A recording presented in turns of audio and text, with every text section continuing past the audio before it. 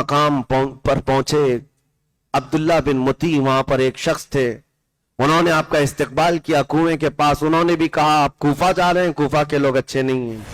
और वहां पर एक कासिद आया कूफा की खबरें लेकर, हानी बिन औरवा के साथ क्या किया गया, मुस्लिम बिन अकील के साथ क्या किया गया, उनके पैरों में हाथों में रस्सी बांध करके हानी बिन औरवा को गलियों में खींचा गया है, उनकी हड्डियां चकनाचूर हो गई, तोड़ दिया गया है और निहायत ही दर्दनाक अंदाज में उनको कत्ल कर दिया गया है। ये खबरें सुनकर इमाम हुसैन आजम रजी अल्लाह तआला अन्हु गमगीन हो गए और उसके बाद आप अपने काफिले को लेकर थोड़ा और आगे बढ़े, लेकिन ठहर गए। फिर काफिले के अंदर रात का वक्त था, अपने खानदान वालों को समेट करके खुतबा देते हैं और कहते हैं ऐ लोगों, कूफा से एक बुरी खबर आ चुकी है, ऐ मेरे खानदान वालों इस खबर को सुन लो। आपने कहा मेरे मोतमद वकील और मेरे मोतमद भाई मुस्लिम को कूफा वालों ने शहीद कर दिया। इब्ने जियाद गवर्नर बनकर वहां आया और कूफा वालों के दिल बदल गए, उन्होंने उनके बच्चों को भी शहीद किया है, सहाबी रसूल को भी शहीद किया है। लिहाजा मैं तुम्हें इख्तियार देता हूं कि आप यहां से जो पलटना चाहे वो पलट जाए, जो जाना चाहे वो चला जाए, इसलिए कि अब हमारे लिए कूफा की सरजमीन भी हमारी पनाहगाह नहीं रही। यह सुन करके कुछ अरब के काफिले या अरब के लोग जो साथ हुए थे वो एक के बाद दीगरे छटते चले गए, निकल गए और ये काफिला जानिसारों का वही बाकी रह गया जो मदीने से चला था। उसमें जो अहले बैत नबूवत के अफराद थे वो खड़े होकर के कहते हैं, इमाम मुस्लिम बिन अकील जिनकी शहादत हुई है उनके 3 बेटे और भी थे इमाम हुसैन के साथ, खड़े होकर कहते हैं अब जब हमारे बाप का इंतकाल हो ही गया है तो हम उस वक्त तक वापस नहीं पलटेंगे जब तक हमारे बाप का बदला ना ले ले या किसास ना ले ले या फिर हम भी कत्ल होकर शहीद होकर अपने वालिद मोहतरम के पास ना पहुंच जाएं। इमाम अली मकाम से दूसरे शहजादे कहते हैं आप हमें पलटने की बात कर रहे हैं और आपको हम इस तरह तनहा छोड़ करके जा सकते हैं? आपके बाद जिंदगी का कोई मजा ही नहीं है, आपके बाद जिंदगी जीने का कोई माना ही नहीं है। इमाम हुसैन की बात पर एक शहजादा या खानदान का एक फर्द भी टस से मस नहीं हुआ। ये काफिला चल पड़ा, इमाम अली मकाम चलते रहे। बीच में एक जगह ऐसी आई जहां ज़ुहैर बिन क़य्यिन बजली, एक ऐसे अरब के बहुत मशहूर आदमी है, वो हज करके वापस जा रहे थे, उनको अहले बैत से पहले कोई अकीदत नहीं थी। इमाम हुसैन ने उनको बुलवाया, वो खीमे में थे, उन्होंने मना कर दिया मैं मिलना नहीं चाहता। बीवी जो थी घर में बैठी ये खीमे में थी और ऐसी डांट लगाई, कहा ज़ुहैर तुझे पता है रसूलुल्लाह का बेटा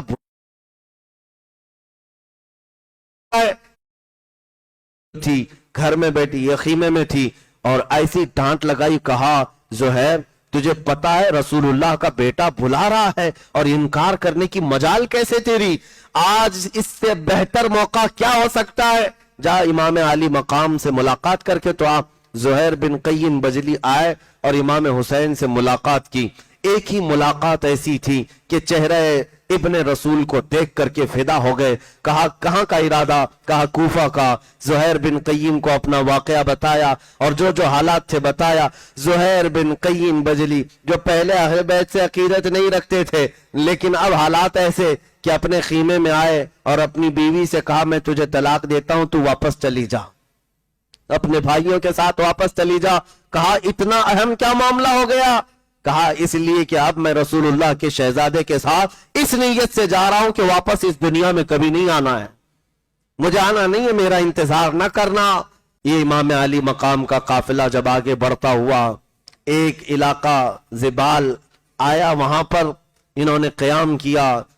तो अब यहां पहुंचते पहुंचते इमाम अली मकाम के काफिले को एक मुहर्रम आ चुकी थी, मुहर्रम की पहली तारीख थी और उस वक्त 60वीं हिजरी चल रही थी। एक मुहर्रम की तारीख थी। उबैदुल्लाह बिन जियाद ने जब उसे ये खबर मिली कि ये मक्का से निकल चुके हैं इमाम हुसैन और ये कूफा आने वाले हैं, तो उसने हुर बिन यजीद, एक ऐसे पहलवान को जिसकी कूफा में बड़ी धाक थी, वो पहलवान बहुत मशहूर था, हुर बिन यजीद को 1000 का लश्कर देकर भेजा कि हुसैन को रोक लेना रास्ते पर اور ان کو ادھر ادھر ہونے نہ دینا, یہاں تک کہ ان کو مجبور کر کے کسی نہ کسی طرح سے جھکا کر مطیع و فرما بردار بنا کر میرے پاس لانا. حر بن یزید یہ پہلا لشکر ہے جو کوفہ سے نکلا تھا امام علی مقام کے راستے کو روکنے کے لیے. 1000 کا لشکر لے کر کے وہ آیا, اور جیسے امام علی مقام کے پاس پہنچا تو امام حسین نے دیکھ کر سمجھ لیا کہ اب حالات بدل چکے. یہ وہ لوگ ہیں جو خط لکھ لکھ کر کے مجھے بلائے تھے, اور وہ لوگ اس فوج میں آج سامنے آئے ہوئے. آتے ساتھ حر بن یزید سے پوچھا کیا بات ہے, کس بات کا پیغام لے کر آئے ہو؟ کہا سنا ہے آپ نے بغاوت کی ہے خلافت حقہ کے خلاف, اور آپ کو گورنر کوفہ عبید اللہ بن زیاد کی طرف سے یہ پیغام سناتا ہوں کہ آپ اس طرح سے بغاوت کا پیغام لے کر علم لے کر نہیں چل سکتے. آپ کو میں مجبور کر کے مطیع و فرما بردار کر کے لے کے جاؤں گا. امام حسین نے اس سے بات کی, کہا حر بن یزید تیری ماں تجھ پر روئے, کیا تو یہ سوچتا ہے کہ رسول اللہ کا نواسا ایک فاسق و فاجر شخص کے سامنے مطیع و فرما بردار ہوگا؟